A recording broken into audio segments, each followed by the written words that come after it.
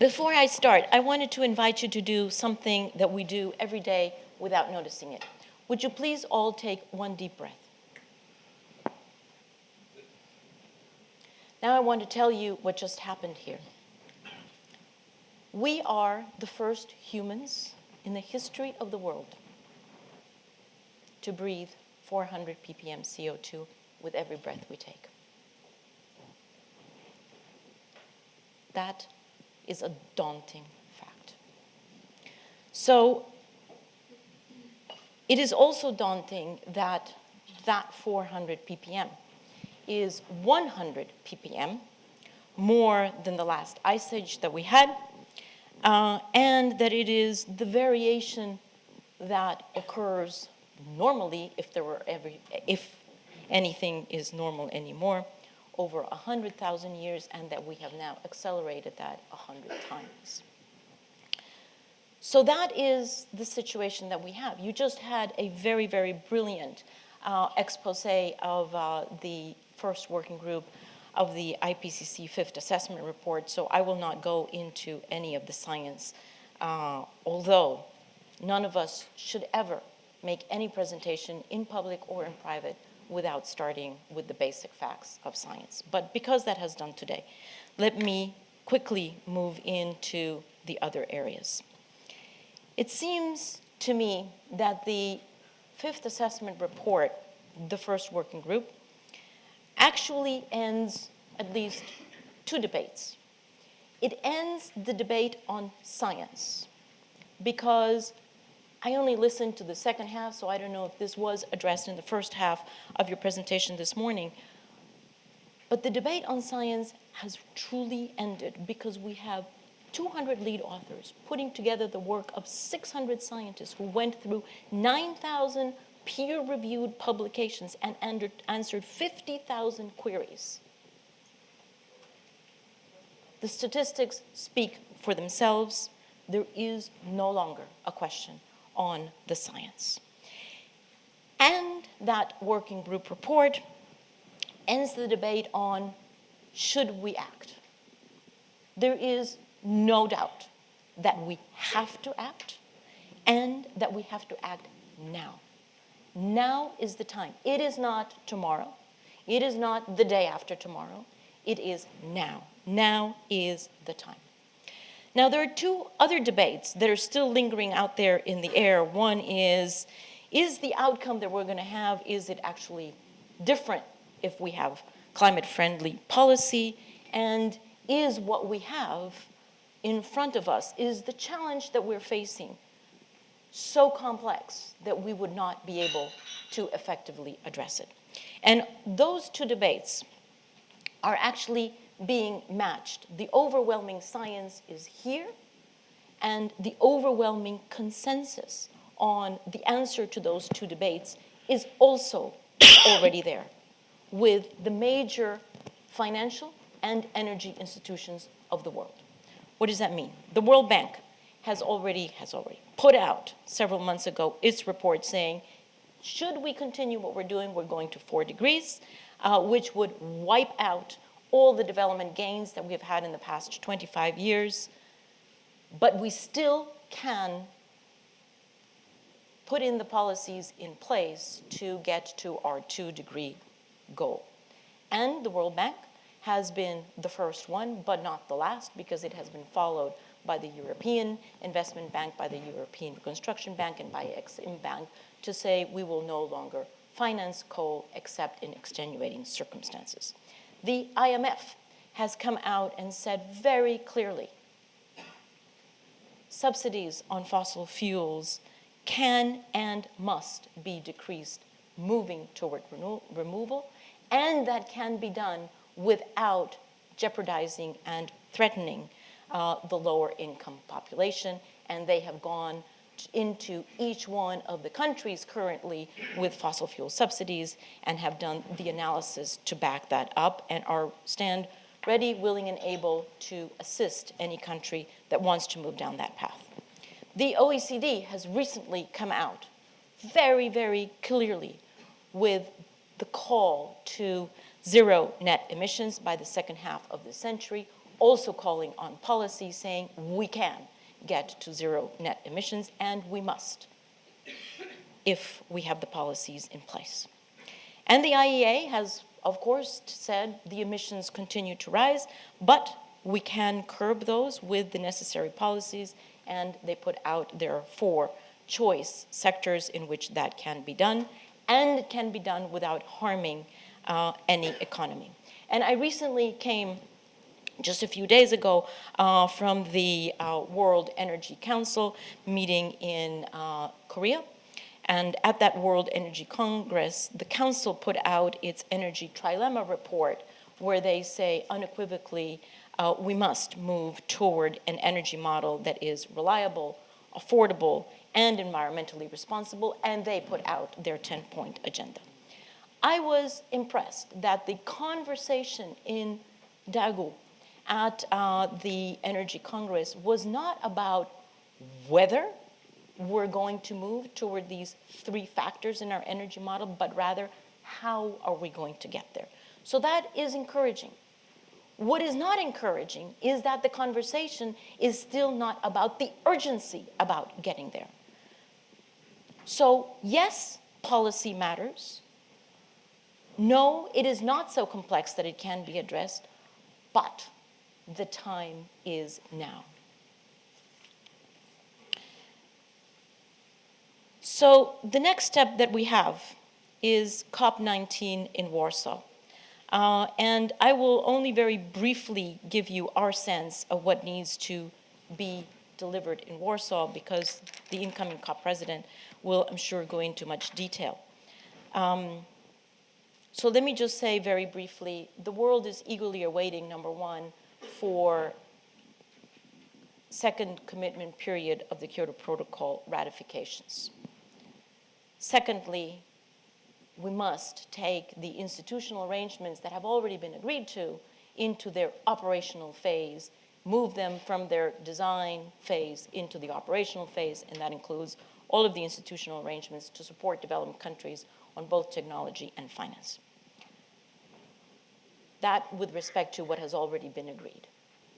But then we have the package that Warsaw must move forward on the issues that are still under negotiation. And there, Warsaw needs 3 major areas. We need progress in 3 major areas. Number one, on finance. We must be able to move the Green Climate Fund into its operational phase, which means it is its first capitalization. And there, the board is already getting that ready for an initial capitalization in the first half of next year. And that capitalization that will initially be with public funding must be able to de-risk and leverage the rest of the funding that needs to come in, which is going to have to come from the private sector. Now, when we talk about these 100 billion that have been proposed, let us put that into the context, because that 100 billion is basically the tail that needs to wag the dog. That 100 billion, the only thing that that is going to do is to take the dog and point it in the direction in which we must move. Because we know that the financing that we need is not 100 billion per year, it is 1 trillion a year. And that is what needs to be mobilized. If the GCF is constructed and capitalized in a way in which it actually points the direction toward foreign direct investment into green technologies, then it has done its commitment. Second, loss and damage. Incontrovertibly, we need to be looking at this more and more seriously. We know that we had, out of the last COP, a starting decision, but we are far away from where we have to be on both adaptation and the next phase on loss and damage. So we do need more clarity on what the mechanism to support loss and damage is going to be. Thirdly, the ADP, the Durban Platform. We do need to further clarify what are the elements going to be for the draft agreement that countries will consider in Lima in 2014. And Difficult, but absolutely crucial from Warsaw, 2 points under the ADP. Number one, there has got to be movement, a decision, a commitment. You put in the noun that you want, but countries have got to walk out of Warsaw knowing that their next step is to go home and finish the homework that they need to do, their internal analysis, to be in a position to be able to put on the table what is their national contribution going to be for the solution. And secondly, Warsaw must really figure out how is the formal process that is the center, but certainly not the circumference